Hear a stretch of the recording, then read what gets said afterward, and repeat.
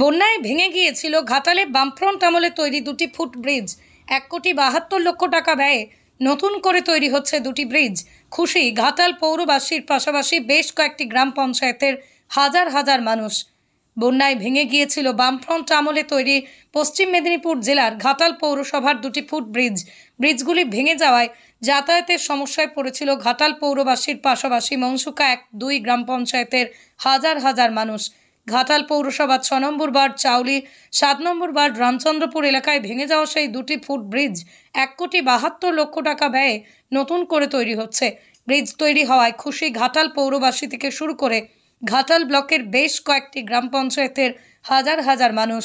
ঘাটাল ব্লকের মনসুকা এবং রামচন্দ্রপুর থেকে ঘাটাল হাসপাতাল, আদালত, ঘাটাল শহর হাসপাতাল যাওয়ার একমাত্র পৌর ঢালাই রাস্তা। সেই রাস্তার মধ্যে এই ব্রিজ 2টি তৈরি হচ্ছে একটি বড় আকারে। ফলে একদিকে যেমন যাতায়াতের সুবিধা, অন্যদিকে শিলাবতী নদীর জলে প্লাবিত পৌর এলাকার আটকে থাকা জমা জল সহজেই বেরিয়ে আসবে এলাকা থেকে, সুবিধা হবে কৃষকদের।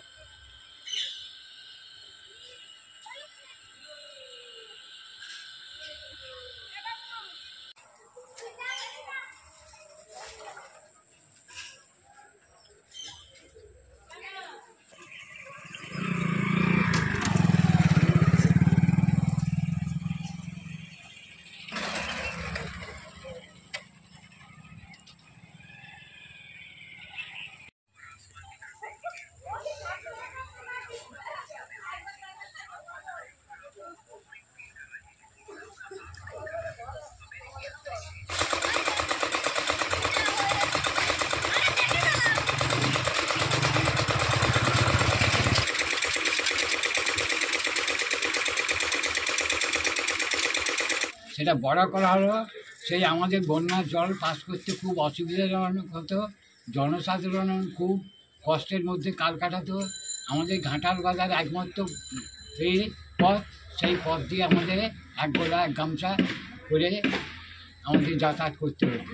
সেই তুলনা মাপেই এখন বইটা একটু ট্র্যাক্ট হয়েছে, যেন নতুন করে নির্মাণের প্রকল্প দেওয়া হয়েছে, সেইটাই এখন নির্মাণ হচ্ছে। ভালো লাগছে আপনার? খুশি? হ্যাঁ। কি নাম আপনার? আমার নাম অজিত কুমার চৌধুরী। বাড়ি এখানেই বাড়ি, রামচন্দ্রপুর 7 নম্বর ওয়ার্ডে বাড়ি আমার। এই পোলটা হয়ে আমাদের এই এলাকার এবং অঞ্চল থেকে সমস্ত মানুষরা হুগলির সঙ্গে যাতায়াত খুবই উপকৃত হয়েছে। এবং পোলটা বিগত বামফ্রন্ট সরকার আমলে ছিল সরু, ছোট একটা খাটাল ছিল, একটা বড় হয়েছে।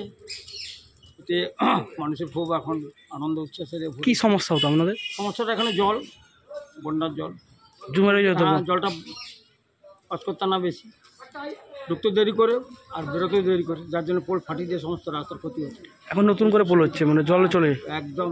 কি নাম আপনার? আমার নাম আশিস কুমার মাঝি। বাড়ি চাউলি। ক নম্বর ওয়ার্ড?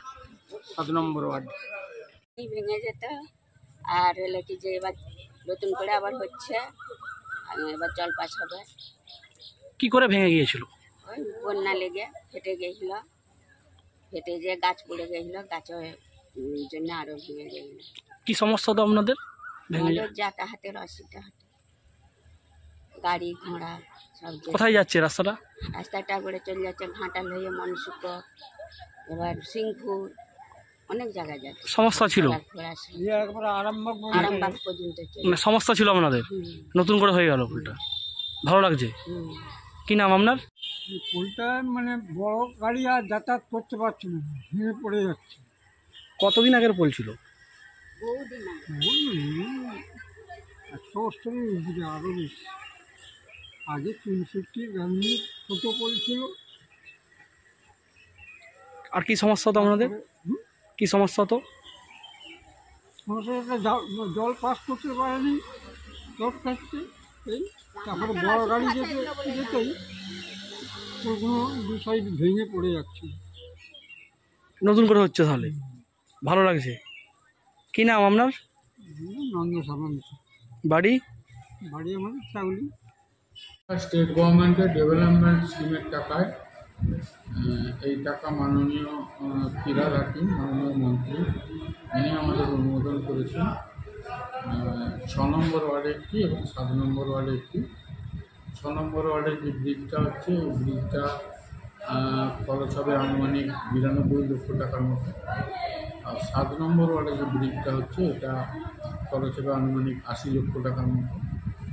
ব্রিজগুলো ছোট্ট বক্স কালভার্ট ছিল। আমরা জনগণের স্বার্থে এবং ওয়াইডটা খুবই কম ছিল, যার জন্য আমরা জনগণের স্বার্থে এবং যেভাবে কৃষকদের বা মানুষজন সাধারণ মানুষের প্রয়োজনে যেভাবে লরিগুলো যাতায়াত করে, আমরা সেই কথা ভেবে ব্রিজগুলোকে চওড়া করেছি এবং অনেক মজবুত করে করার চেষ্টা করেছি।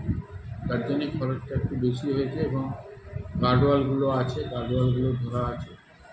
এই ব্রিজগুলো হয়ে গেলে আপামর শুধু ঘাটাল পুরসভা না, আপনার 3 নম্বর অঞ্চল, 4 নম্বর অঞ্চলের মানুষ, হুগলির একটা পার্ট যারা ঘাটালের সঙ্গে যোগাযোগ করেন, তারা সবাই কিন্তু উপকৃত। বন্যার সময় যে জল, সেই জল আটকে থাকতো, বেরোতে সুবিধা হবে। এক্ষেত্রে অনেক সুবিধা হবে এই জন্যই যে ব্রিজগুলো ন্যারো ছিল, আমরা অনেকটা লেন্থটা বাড়িয়েছি, ওয়াইডটাও বাড়িয়েছি। স্বাভাবিক কারণে আমাদের স্প্যানগুলো বড় বড়, যার ফলে জল নিকাশির ক্ষেত্রে কোনো অসুবিধা হবে বলে আমরা